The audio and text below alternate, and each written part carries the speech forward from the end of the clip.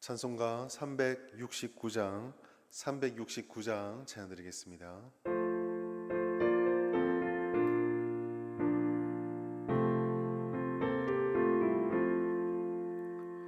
죄짐 맡은 우리 구주 어찌 좋은 친군지, 걱정 근심 무거운 짐 우리 주께 맡기세. 주께 고함 없는 고로 복을 받지 못하네. 사람들이 어찌하여 아랠 줄을 모를까. 시험 걱정 모든 괴로 없는 사람 누군가. 부질없이 낙심 말고 기도드려 아뢰세. 이런 진실하신 친구 찾아볼 수 있을까. 우리 약함하시오니 어찌 아니하릴까. 근심 걱정 무거운 짐 아니 진자 누군가. 피난처는 우리 예수 주께 기도드리세. 세상 친구 멸시하고 너를 조롱하여도 예수 품에 안기어서 참된 위로 받겠네. 아멘. 이 시간 하나님의 말씀 이사야 7장 10절부터 17절까지 말씀, 이사야서 7장 10절부터 17절까지 말씀입니다. 자막과 성경을 보시면서 함께 읽도록 하겠습니다. 10절부터 읽겠습니다. 여호와께서 또 아하스에게 말씀하여 이르시되, 너는 내 하나님 여호와께 한 징조를 구하되 깊은 데에서든지 높은 데에서든지 구하라 하시니, 아하스가 이르되 나는 구하지 아니하겠나이다. 나는 여호와를 시험하지 아니하겠나이다 한지라. 이사야가 이르되, 다윗의 집이여 원하건대 들을지어다. 너희가 사람을 괴롭히고서 그것을 작은 일로 여겨 또 나의 하나님을 괴롭히려 하느냐. 그러므로 주께서 친히 징조를 너희에게 주실 것이라. 보라, 처녀가 잉태하여 아들을 낳을 것이요 그의 이름을 임마누엘이라 하리라. 그가 악을 버리며 선을 택할 줄 알 때가 되면 엉긴 젖과 꿀을 먹을 것이라. 대저 이 아이가 악을 버리며 선을 택할 줄 알기 전에 내가 미워하는 두 왕의 땅이 황폐하게 되리라. 여호와께서 에브라임이 유다를 떠날 때부터 당하여 보지 못한 날을 너와 내 백성과 내 아버지 집에 임하게 하시리니 곧 아수르 왕이 오는 날이니라. 아멘. 오늘 우리가 읽었던 이 본문의 말씀 중에 가장 유명한 말씀은 14절에 있는 말씀입니다. 14절의 말씀을 통해서 우리는 처녀의 잉태와 아들을 낳음, 그리고 임마누엘 예수 그리스도의 오심을 예언하고 있는 말씀이다라고 살펴보고 또 이해하고 있습니다. 그러나 오늘 봄 새벽에 이 말씀을 나눌 때는 이 임마누엘의 그리스도 예언의 중심이 아니라 이 아하스의 시대를 집중적으로 살펴봄으로써 하나님의 음성을 듣고자 합니다. 먼저는 오늘 이사야 말씀을 통해서 하나님께서 아하스에게 한 가지 요구를 하고 있는데, 그것은 바로 징조를 구하라라는 것입니다. 이 아하스 왕의 시대에 유다는 북이스라엘과 아람의 연합으로 인해서 위기에 빠지게 되었습니다. 두 나라의 연합에 대응하기 위하여서 아하스가 선택할 수 있는 여러 가지 선택지 중에 아하스는 외교적인 실익을 추구하는 방향으로 정책을 실현하려고 했습니다. 두 나라의 동맹이 너무나 위협적이었기 때문에 아하스는 적당하게 그들의 기분들을 풀어주면서 또 다른 한편으로는 신흥 강대국 중의 하나인 아수르를 통하여 이 두 왕들을 제어하고 이 두 왕들을 물리치기를 바랬었습니다. 뿐만 아니라 우리가 열왕기하 16장과 역대하 28장 말씀을 살펴보시면 이러한 위기 속에서 아하스는 다소 종교적인 모습을 보여주는데 그것이 하나님을 쫓아가는 것이 아니라 다메섹 왕의 신들을 섬기며 우상 숭배하는 모습도 보여주었습니다. 이러한 아하스의 다양한 모습에 대항하여 오늘 이사야를 통해서 하나님께서는 아하스에게 두려워하지 말고 징조를 구하라라고 말씀을 하고 있습니다. 하나님께서 오늘 읽지 않았지만 7장 3절부터 9절까지 말씀을 통해서 반복적으로 주셨던 말씀이 있습니다. 그것은 아하스가 두려워하고 있는 북이스라엘 왕과 아람 왕의 연합이 결코 두려워할 대상이 되지 못한다라는 것이었습니다. 그들은 아무리 노력을 해보았자 자신들이 원하는 바를 달성하지 못하실 것입니다. 왜냐하면 하나님께서 그들의 민족들의 발걸음들과 시도들을 허락하지 않기 때문입니다. 이러한 하나님의 뜻을 분명히 보여주시면서 이사야서 7장 9절 하반절 말씀에 보면 한 가지를 요구하고 있는데 그것은 바로 굳게 서지 못한다. 즉 너희가 하나님의 이런 뜻을 가지고 있다라는 내 말을 믿지 않으면 그 가운데서 설 수 없다라고 말하고 있다는 것이죠. 뒤집어서 말하면 너희에게 지금 내가 원하는 것이 있는데 그것은 두려움과 인간적인 계산법이 아니라 하나님을 믿는 믿음을 요구했다라는 것입니다.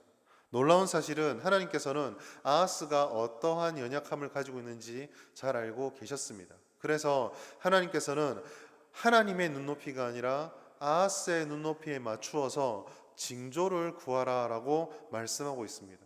여러분, 이것은 은혜입니다. 왜 은혜입니까?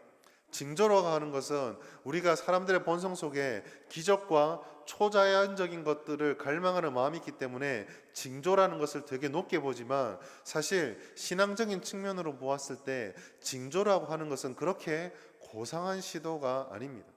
우리가 흔히 살펴볼 수 있는 바와 같이 기드온을 향하여서 사사시대의 기드온을 향하여서 하나님이 말씀을 주었을 때 그 말씀을 믿지 못했던 기드온이 원했던 것이 무엇입니까? 바로 징조입니다. 믿음이 고차원적인 것이라고 한다면 징조는 이 믿음을 가지지 못한 연약한 자들에게 베풀어 주시는 하나님의 은혜죠. 결코 높은 수준이 아닙니다. 그런데 하나님께서는 이 아하스의 본심과 아하스의 연약함을 아시면서도 징조까지도 요구하며 믿음을 가지라고 징조라고 하는 굉장히 낮고 고상하지 못한 것을 구해서라도 하나님을 향한 믿음을 가지라라고 말씀해 주신 것입니다. 그러나 아하스의 대답은 13절의 말씀 보면 구하지 않겠다라고 말하고 있습니다. 한글 성경을 바라보시면 되게 고상한 것처럼 보입니다. 아하스가 이르되 나는 구하지 아니하겠나이다. 나는 여호와를 시험하지 아니하겠나이다. 그러나 이율배반적인 이유가 것이 무엇입니까?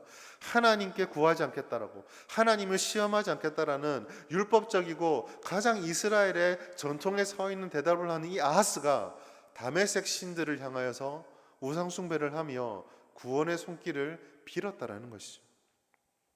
아하스는 종교성이 없는 사람이 결코 아닙니다. 아하스는 하나님을 존중하는 사람도 결코 아닙니다. 그는 거룩을 위장한 자기 기만과 하나님을 위하는 척하는 지극히 위선적인 종교성을 보여주고 있는 것이죠.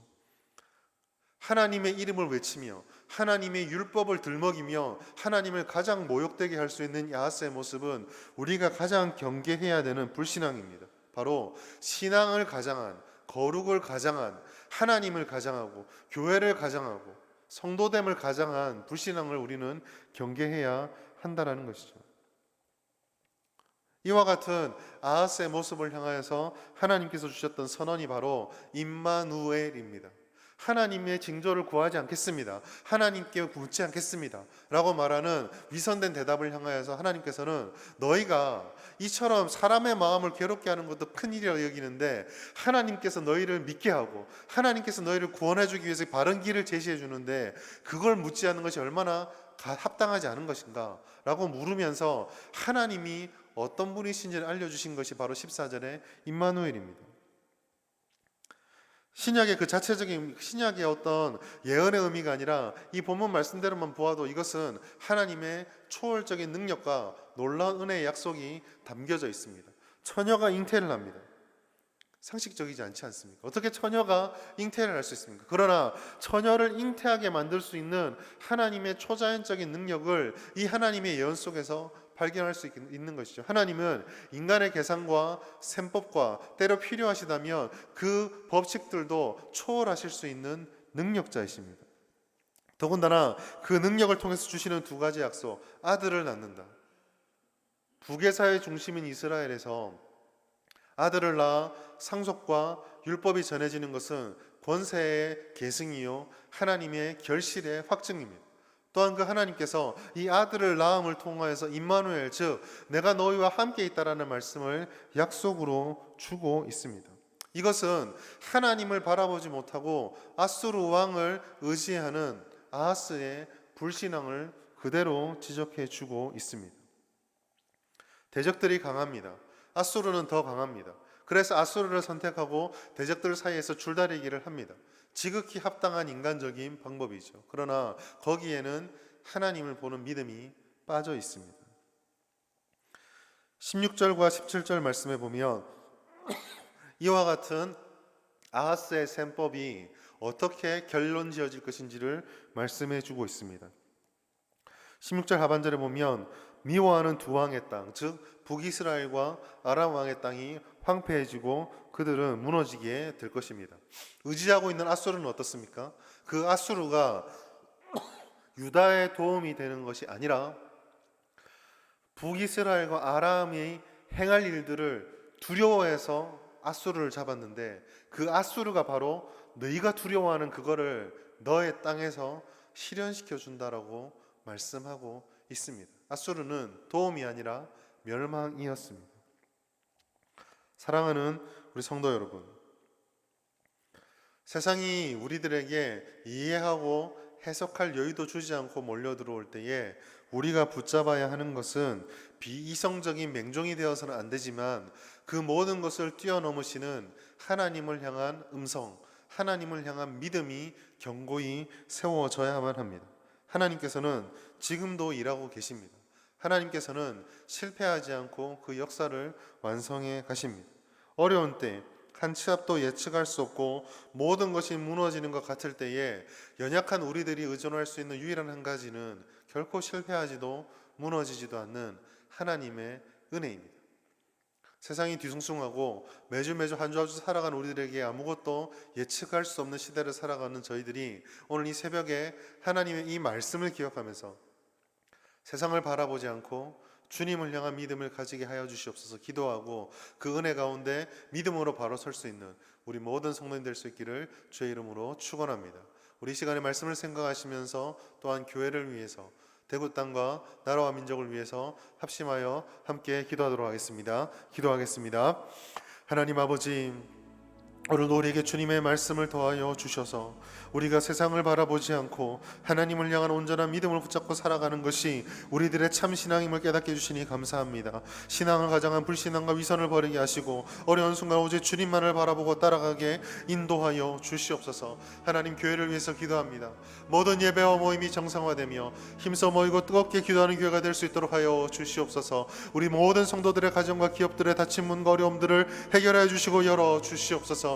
성도들의 닫힌 문들이 열리게 하여 주시며 특별히 아픈 가운데 있는 환우들과 연약한 가운데 있는 환우들 그 성도들에게 은혜를 주시고 치료함을 더하여 주시고 힘과 능력으로 채워 주시옵소서. 주일학교와 청년부에게 부흥을 허락하여 주시고 이 어려운 때에 진정한 믿음으로 하나님과 영적 계승이 일어날 수 있도록 하나님 함께하여 주시옵소서. 대구와 나라와 민족을 위해 기도합니다. 하나님 아버지, 코로나19가 하루속히 종식되게 하여 주시며 하나님 아버지, 이 땅 가운데 모든 어려움들과 불확실함들이 사라지게 하시고 백신과 아버지 치료제가 속히 개발될 수 있도록, 그래서 모든 일상이 정상화될 수 있도록 도와주시옵소서. 아버지 하나님, 기업들의 어려움을 잘 이겨내게 해주시며 경제적인 어려움들을 극복하고 아버지 성장할 수 있도록 도와주시며 아버지 땅의 경제가 회복될 수 있도록 함께하여 주시옵소서. 포괄적 차별금지법과 아버지 하나님께서 기뻐하지 않은 모든 악한 세력들과 그들의 가치들이 무너지게 하시고 국회를 통과하지 않도록 도와주시옵소서. 아버지 하나님, 북한과의 관계가 아버지 하나님 완화되고 아버지 하나님 해결되게 하여 주시며 특별히 이 땅이 하나님 주시는 자유평화 통일의 국가가 될 수 있도록, 통일될 수 있도록 하나님 함께하여 주시옵소서.